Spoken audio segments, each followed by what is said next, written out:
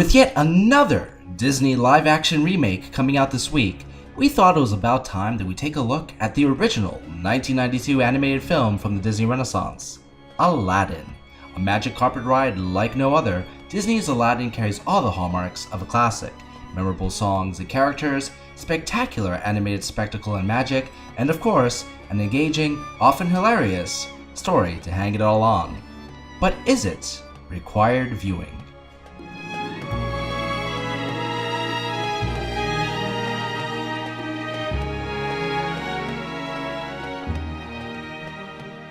Listen, it's a good movie, and yet another example on the music alone to be a masterpiece from the Renaissance, no question. It's also yet another example where the Academy picked arguably the worst song in the movie to actually put in the Academy Award race. But what do I know?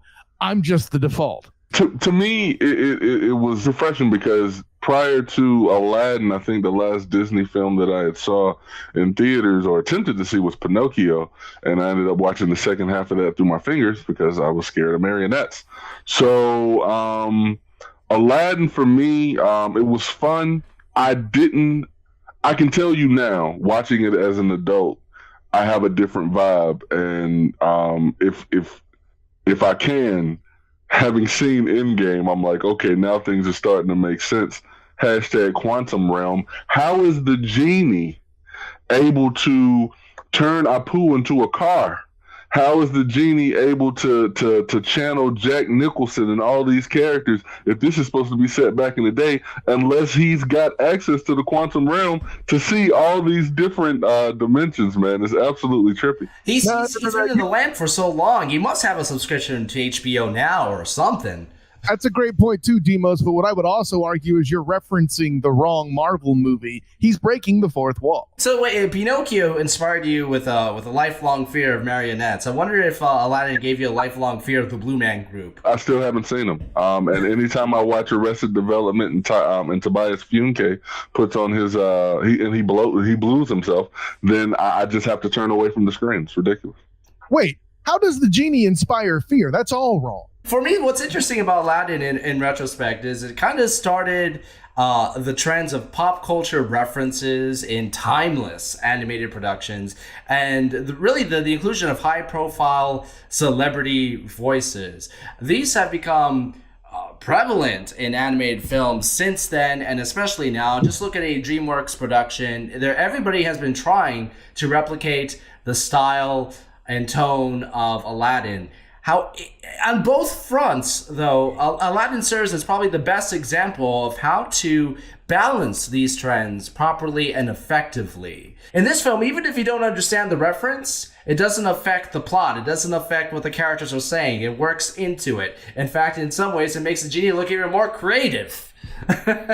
I think there's an element here that's being left out, just as those who try to do it nowadays, right? Everybody wants to do their own cinematic universe, right? Quantum realm. Oh, wait, it's funny I mentioned quantum realm. There's only really one universe that's gotten the shiz right. And much in the same way, to your point, as you literally just said it, Demos, Aladdin in that time frame was about the only one to get it right with all the tone setting that you speak of. I mean, heck, you mentioned all the pop culture references. Let's be honest, a good portion of them are other Disney Renaissance movies, not to mention the goofy cap that my brother Tokeo Jamison mentioned, because, hey, I don't care if it's breaking whatever walls or whatever. That's an adorable hat, and it looks great on. And Pinocchio does have a cameo in this, so TJ did get a chance to experience. Why are you messing with my dude's psyche like this, man? Nah, I wore a diaper for this episode. I'm cool. You're cool. I don't know. It depends. Now, Robin Williams is exceptional as a genie. It's also a testament to how good the film is, that the film maintains a level of quality and entertainment before he even shows up. I mean, when he shows up, it's a blast. But the film is a great film before he does. It's not a waiting game for Robin Williams. Oh, when are we going to get there? Let's take one jump ahead in the fast forward button. I know. I caught what did you just say? Take one jump ahead? Now act like no one else is going to get that. I know I'm the default, but that wasn't lost on me. Demos, to your point, man, I mean, and y'all might say that I'm stretching with this one, but we talked about Beetlejuice a little while ago, and this ultimately could potentially be the animated equivalent of Beetlejuice, because when you think about Aladdin, the first thing you think about is the genie, and he's not even the center. Just like Beetlejuice is not the center of that film when you say Beetlejuice is only on the screen between 17 and 26 minutes. So this to me is the animated, because Robin Williams did such a phenomenal job. He stole the show, and he wasn't even in the whole thing. I think that they had just the right amount of Robin Williams. He has such a strong personality that he could have easily overtaken the film. The moment he showed up, the film would have been about him. And yet, despite the strength of the character, the overpowering nature of the character, nearly cosmic, it still is Aladdin's story. I love the whole street rat thing. Like, that is just a trip to me, man. Like, that's just a whole new thing to call somebody. I'm going to try and sprinkle that in the conversation tomorrow. Oh, boy. So no, and I'm you brought that up too. And listen, all the above great points by you. I'm not going to replace it. I'm going to augment it. You mentioned stuff that you came up with and saw now as an adult. Man, you know what I saw as an adult? Iago does so much heavy lifting, right? I'm going to drop a little something in here that we don't drop enough on this show like we used to. But listen, all Jafar has to do is say, "Higgitus, figgitus, mother," and something should be able to happen. And here comes this goddamn parrot running on a pair of gears to make a piece of machinery work. And then who's actually hunting down half the stuff? It. Who comes up with the idea to marry Jafar to the princess? It wasn't the dude himself. Well, the sidekicks in this are very, very effective. All of them. Even Abu serves a lot of purposes in this. He's the one who steals a lamp. He's the one who breaks Aladdin out of his chains. The sidekicks in this film are very, very effective. And it's one of the reasons that all of them are memorable. Aladdin, I think he's a very interesting character. He's a flawed character. And it's kind of interesting to see as the film runs its course that it is that street rat mentality that eventually saves the day when he becomes true to himself. All the characters have a struggle to attain freedom. Aladdin, he's caught in the world of the street rat. He wants to be free of it. He wants to dream for something bigger. The genie is bound as a slave himself. Jasmine, despite having all the wealth and privileges in the world, is trapped behind the castle wall. The one person that is truly privileged and truly free, Jafar, is the one, through the course of his actions, loses that freedom at the very, very end. You said it. Genie, Aladdin, Jasmine, it's all there. The Sultan, you can even say, he's a victim of the laws that are going on in that land, because he just is dead set on marrying his daughter off. He can't realize that he's a sultan, that he can do whatever the hell he wants. So, no, I totally co-sign that, man. I'm with it. I don't know about all that. Well, here, I'll say this.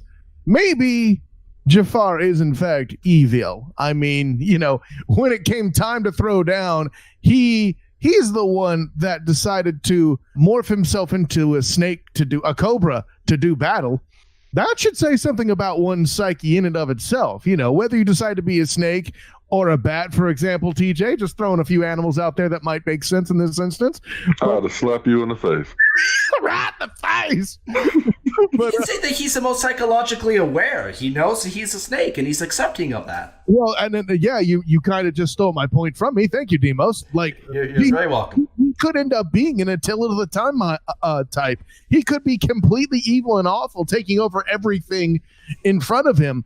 But he could have, by accident, as latent benefit, going out for himself and, number one, cause latent advances to make things happen. I mean, at the day's end, do you want the queen who's evil but doesn't burn the whole goddamn capital down, or you want the queen that burns the whole goddamn capital down to get the throne in question? Not that I'm referencing any shows in particular, but that sounds like Breaking Bad. I was going to say My Little Pony, but this guy. This was the final collaboration between Howard Ashman and Alan Menken before Howard Ashman's untimely death. They had collaborated on works such as Little Shop of Horrors, The Little Mermaid, and Beauty and the Beast. Aladdin was their last collaboration. And in fact, some of the songs in the film were written after his death. including the Academy Award-winning one, A Whole New World, oddly enough. But I want to talk real quick about the music. This isn't as song-heavy as the two previous examples, but what is there, and I think is very effective. What did you guys think about the songs of Aladdin? I felt that they were appropriately placed. This wasn't a Disney movie where you were going to see a whole lot of songs. You didn't really see too much of the damsel walking alone in the forest singing with the squirrels and the birds. Like, that wasn't a thing in this film. But when the songs did come on, it was appropriate. Because you got the introduction to Genie. You ain't never had a friend like me. He needs to explain himself to Aladdin, and then A Whole New World. Like, that's Aladdin trying to run his hustle game as Prince of Boo Boo, and trying to swindle Jasmine into thinking that he's somebody else, but she's seen the underside of it. She knows who he is. I love that moment with the apple that kind of reveals who he is, that even though they're having this big romantic song with all this incredible scenery, but probably the best representation of Greece in any of the Disney films, other than Fantasia. I'm sorry, Hercules. Anyway, I think it makes that sequence more effective, because otherwise their entire romance is a lie. But if you show that she knows what she's getting herself into to a degree, it makes that scene a little bit more powerful as a romantic scene. One of my favorite songs in the film, and mostly because it combines the opening song Arabian Nights, which sets the tone of the setting, and the Wild and Crazy song of Friend Like Me, which is the exact opposite. It goes to Las Vegas territory at one point, neon lights and all.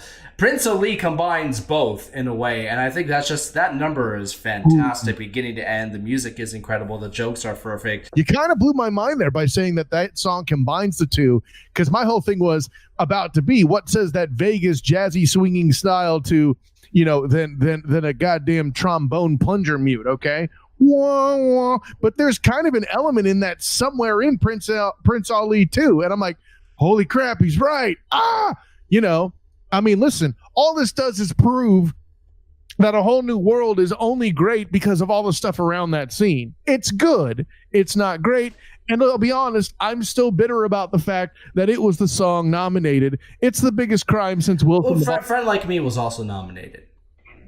Oh, which one? Oh, yeah, that's right. A Whole New World won. Kiss my entire booty, okay? I see what you're saying in comparison to the other songs, and maybe you don't like Whole New World as much. I think you're being a little hard on the song overall. It doesn't fit with the other melodies of the film as well. It's a little bit more contemporary. I get that criticism, but as far as an effective love song, it's probably one of the best Disney love songs. Easily the best duet that they put out. There's a reason why that's a mainstay in most karaoke halls. To me, in IMO, I feel like the only reason that my counterpart over there is hating on A Whole New World is because A Friend Like Me just pops. But the reason that I think A Whole New World gets the love that it gets is because it is benefiting from the film. We see a lot of songs that are perfectly placed at the right time in a movie, and we have a connection with that song because of the emotion that is being dragged out of whatever is going on in the film. And I think that A Whole New World benefits from that, because with the film, and if you watch it, I mean, you're going ebbs and flows. You're going up and down with the ride, and then you want them to get together. I mean, hell, you're fighting for Jasmine. You're like, man, she's been introduced to all these douchebags. And then you're looking at Aladdin, you're like, oh, and he's just a dirty street rat. I was just looking for an opportunity to say street rat.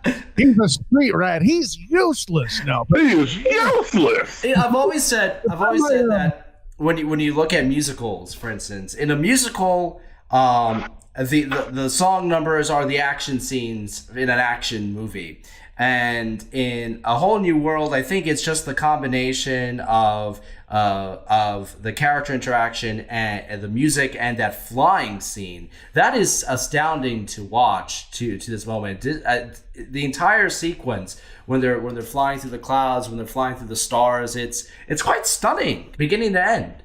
Not to say that Prince Ali is even remotely a bad song. Not to say that Friend Like Me is a bad song because it's not. Or One Jump Ahead. One Jump Ahead, also great. F it. Everything is great. Even the reprise to Prince Ali sung by Jafar is awesome in its own right, okay? There's not a dud in this film. My point exactly. And again, the benefit that Whole New World leaves, you have a lot more, I think, left in your mind from that movie because it's so central to what it does. Yeah, I get there's a lot more visual going on in Friend Like Me than in A Whole New World, but as far as actual impact, that was obviously the Disney fun song of this movie, and it was goddamn brilliant. But what made it memorable? Robin Williams and those three notes were what made it memorable, not necessarily all the transformations he made. I think it's important that we talk a little bit about Aladdin as a protagonist, because up until now, when it comes to Disney princes, more or less, or Disney heroes, a lot of them haven't been as interesting. I take a look at the prince in Snow White. Doesn't even have a name. They just call him the prince. Prince Philip at least fights a dragon, but the fairies do everything, so he's just riding around as a meat puppet. Prince Eric finally... Oh my God, what is that? Your pet name in your social life? Oh my God. Whatever. Prince Eric at least does something in Little Mermaid. In many ways, he's kind of like a precursor, at least looks-wise, to Aladdin. Aladdin is the first male hero, I think, that's not an animal, Robin Hood, etc., that really that's really three-dimensional. Is really cool, calm, and confident. They said they patterned him after Tom Cruise, so they put him on cruise control the whole time. This is a very engaging character, in my opinion. What do you guys think? I like what you're saying about Aladdin. When I look at the character of Aladdin, to me, it was one of the first real flawed heroes that we had in Disney. I mean, because say what you will about him being poor, he was a thief. That's not a honorable profession. And then let's also take into consideration he's a liar. Like, he is a liar, but yet we still are supposed to root for this cat. And they did a good job of making me want. I mean, he's a likable asshole. But if he can't afford it, he's going to steal it, and he's saying that to you. He's honest about being a thief, and then dishonest about everything else. We've seen the role models in previous films, and they're boring. How many people say that about Superman, right? I'm just throwing that out there. You know, and let me add this to it, guys. You know, that character literally works more than once. I don't mean to be this guy, but I'm going to be this guy. We've said what we said about Aladdin, all accurate and great call outs by you, Brother TJ, no question. But how is this guy any different than Flynn Rider? Can we be clear about that too? Granted, you could argue Flynn Rider doubles down a bit in comparison, but they're pretty damn close. What do you got, TJ?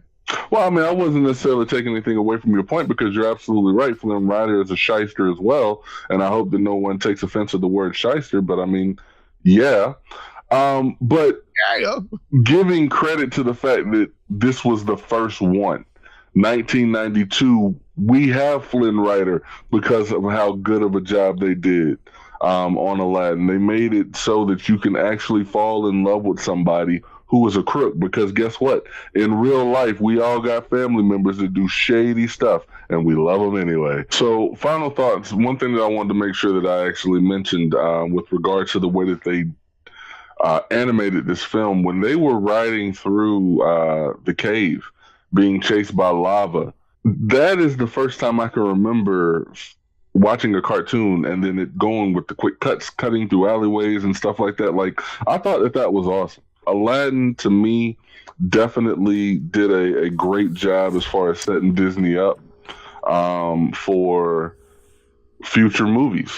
So for that, and then Aladdin just being what it is, I'm ready to go ahead and answer the question. I'm going to go ahead and call it required, man. I feel like if you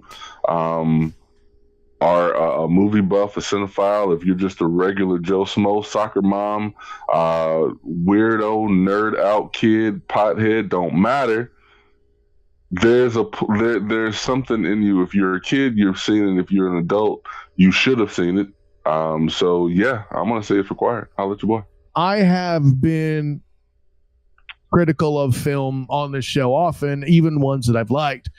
And you know, the remake, as much as Demos wants to spread hate on it, is not something I'm excited about because of the fact that the remakes in general are a bad plan. However, the remake being for this movie is the one I'm the most excited about.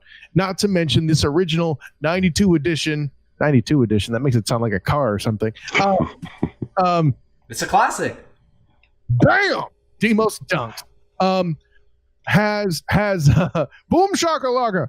So no, it has all the music 100% right.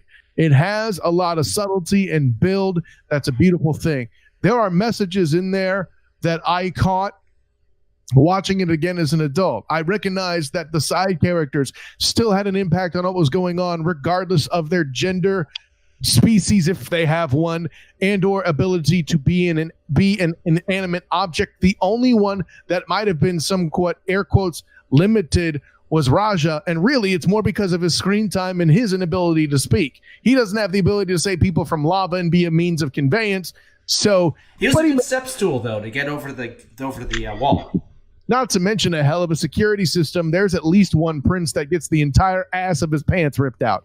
I'm just throwing that around right there, just like that. Well stated there, TJ. Stated with your hands, whatever. But there's so much there. The songs are great. You have the best, most powerful Disney villain in the canon. Definitely deserves some props. Aladdin is, he's kind of the straight guy. He's the character we know. When it comes to Jasmine, her style of character was a modern day Princess Leia, possibly, and Elsa and Anna before they were even long considered for being a thing. And, that serves well. For a cartoon, she was sexy. And that's under the mantle of Kitty Disney. I mean, listen, and she didn't have the advantage of being basically topless for the entire movie like Ariel does. I'm waxing poetic, and we're finding all this stuff and this detail and this gorgeous in this movie. Folks, if you don't call this required reading, the problem is you. The only time that I've seen a movie more blatantly be passed up for required viewing is Major League, and I'm not even going to commit that crime. Breaking it down, the characters are engaging and believable, with strengths and flaws that serve the story and character arcs. The music, it's unforgettable. The animation is stunning. Plus, it's funny as hell. It's a story that will continue to entertain me. When I think of the strengths of Disney animated films, Aladdin, in many cases, has it in spades. The only thing that's missing is the pathos that Lion King has, but it's not that kind of story. I'm so mesmerized at the design of the magic carpets. It is kind of a wonder to behold if you look at the detail of that carpet and the computer animated techniques that they use to animate it. Required viewing all the way, although it might be debated if it's the best of the Renaissance films. It definitely has a huge competition. But if there's one film that I probably watch the most often for pure entertainment value, it's Aladdin, by far. And by the way, side note, still in many people's opinions for a long time, until maybe the Spider-Man game on PS2, the best video game release of all time for a movie adaptation was Aladdin. On Sega Genesis, especially. Yeah. So both systems, they were good, but the Genesis was the better one. He had a sword. The Nintendo version took away his sword. What the hell? What do you guys think? Do you guys think that Aladdin is required viewing? Are you looking forward to the upcoming live-action remake? I'm sure we're going to have more to talk about regarding that film in the future. But as far as the classic is concerned, let us know in the comments below. What other Disney films should we cover on required viewing? We have a lot of cool ones coming up. Stay tuned for that. TJ, thanks as always for joining us. Where can we find you? If you're looking for me, then you're doing it right, because I am that one to look for. I'm on Twitter at Tokeo J. That's TOKEOJ. Same thing on Snapchat. Dinner time is always a blast. Dropped a couple episodes of that today. Woo! So I'm feeling good, feeling light, feeling free. Thanks for having me, Demos. That's right. Tokeo Jamison, first of his name, the Brown Brooker. Holla at your boy. Listen, so, and of course, you can check out my awesomeness on Twitter. First of all, it may be the gutter to some, and I might fall in there, but I can breathe the diamond in the rough. I am on Twitter as the SOTG. Find me on Instagram as the same, the SOTG. Find me on Facebook as a student of the game. Check out my writings on sportsmediapass.com, a product of Blue HQ Media. I actually just dropped a piece the same day this recorded. So, hey, you got something there if you happen to follow UCF, which I do with Sports Media Pass. And, of course, check out my writings for the Dolphins Wire of USA Today. And, yeah, we mentioned dinner time. I'm on Hilarity by Default already. Yeah, good times all the way around. Don't forget, you'll be checking me out on occasion, too, with oldschool101.com on the Captain and Company morning show. Be going to be on there again pretty soon, too. Wow. Hey, I'm a busy dude, and at some point I'm going to be a father again. How in the flying hell do I do this? And, of course, if you wish to see any more of me, find me on hilaritybydefault.com. Fun stuff every day. Twitter at Default Hilarity, Facebook and Instagram Hilarity by Default, and check us out here every day where life is hilarious by default.